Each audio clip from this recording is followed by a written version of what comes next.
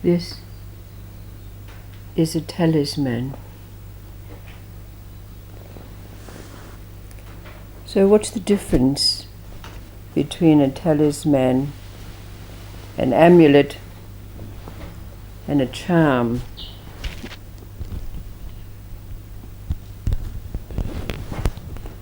Here's an abbot of a great monastery, and it was time to hand over to his successor. And the monk who had been chosen was called into the abbot's presence. And the abbot handed over to the monk a book. And he said, "This is the receptacle of knowledge, the knowledge that's been handed down through all of our lineage and holds my power." Now it so happened that they were sitting over one of those little Japanese braziers, and when it was handed to the young monk, he threw the book directly into the flames that were emanating from the brazier. Immediately it went up in smoke, and the old abbot jumped up and said, "What are you doing?" And the young monk replied, "All that I have learned has been imparted to me directly. What are you saying?" And then there's a story of a fakir. Now, a fakir is a would-be dervish, a seeker, but said to have magical powers and seek the powers of the occult. And this fakir came to the great Sufi Sheikh Shatar. Now, in Shatar's presence, he was found to be very arrogant and very impatient. So the Sheikh called the Fakir to him to tell him that he was to be banished from his presence. Now, in defiance, the Fakir said, "It is purported that you can give illumination in just a moment, but you insist that I have to spend time with you." And Shatar replied, "You have not yet learned to learn how to learn." And he was banished from the Fakir, the place of learning. But the Fakir did not depart. He stayed, and at night, when the meeting was gathered around the Sheikh, he climbed up onto the roof and looked through the skylight so that he could observe and hear what the great Sheikh was imparting. Now there was an occasion when the Sheikh went to an engraved box, and he took out of that box a gem, and he held it above his head, and he said, "This is the receptacle of wisdom and the instrument of illumination." Now the Fakir immediately thought to himself, so this is where he gets his power. And that very night, when all had left the house of learning, the Fakir crept in and stole the talisman. Now the Fakir went off, and he started a school of his own. But no matter how he tried or used the talisman, it did not impart illumination to either himself or any of those who came.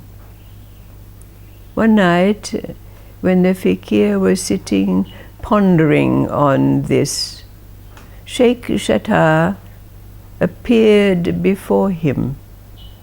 And Sheikh Shatar said, you have found that this talisman does not have the power of illumination. You have not yet learned how to learn how to learn. Now the Fakir immediately thought that it was just the Sheikh trying to take back his talisman. So he said defiantly to the Sheikh, "But I have the talisman." And Sheikh Shatar said, "Yes, you have the talisman, but with my skill I can fashion another talisman. But I am Shatar, and you cannot be Shatar."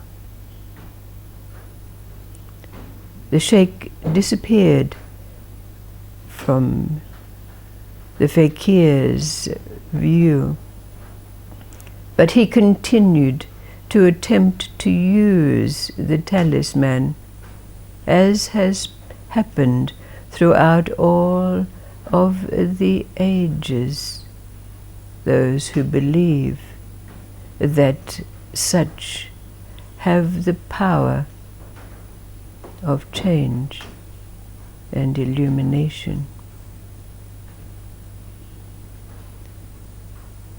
So in seeking our answer to what is the difference between a talisman, a charm, and an amulet, perhaps if we look and we realize, if we're a fortune teller, is it the crystal ball that has the wisdom and the power of sight? When we take up the runes, or we put down the tarot cards, is it the wood or the paper that has the power? But first, if we look and analyze the difference between what is perceived as a talisman, a charm, and an amulet, we can perhaps bring our awareness with their commonalities. Where is it that the power of illumination lies?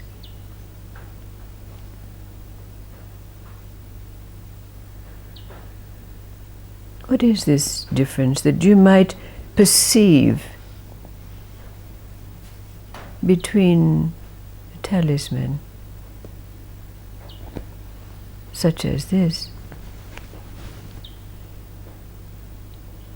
an amulet that you might wear around your neck for protection, and a charm with which you can direct energy? What is it to be charmed? What does it mean to charm? What does it mean to be charming?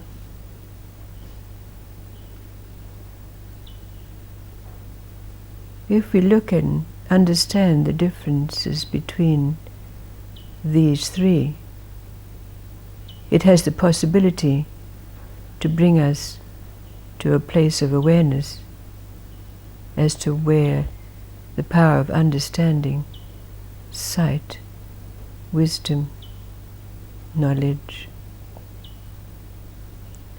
really lies.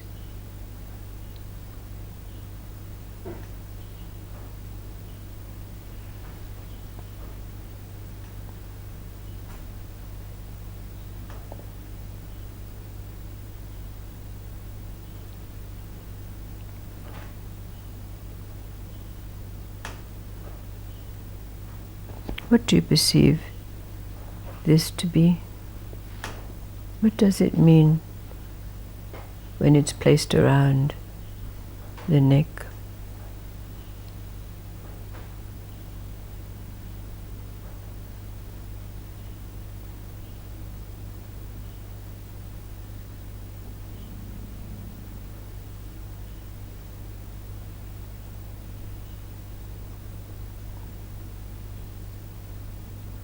Will it be passed on to a successor as a receptacle of power?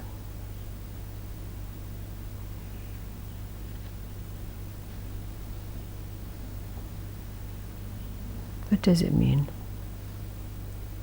I think the three of them have all got connections, and that they're kind of like reminders. And the charm is to conjure what you want, and so that's to remind you that you have the power to do that. The amulet is sort of like a protection or something that gives you the power to attain or to protect yourself, and the talisman is about who you are. Exactly right. Well done. Well done.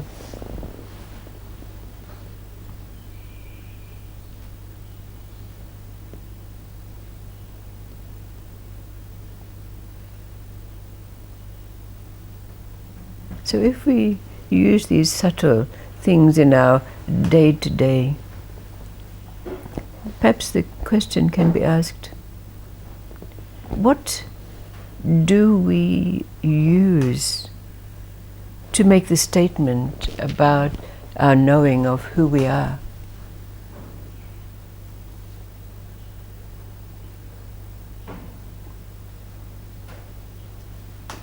What is it?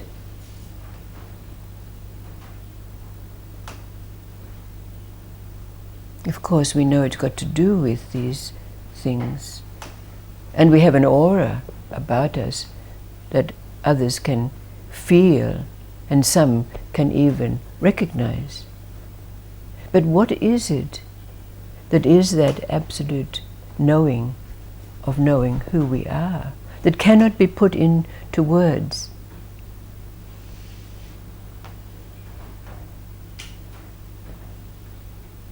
We can wear such as this to make a statement about what our heritage is or what our lineage is, a representation.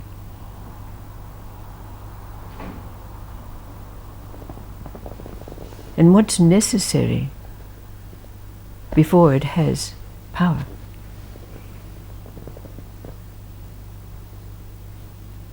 What makes the crystal ball what it is? What makes the runes what they are? What makes the tarot cards what they are?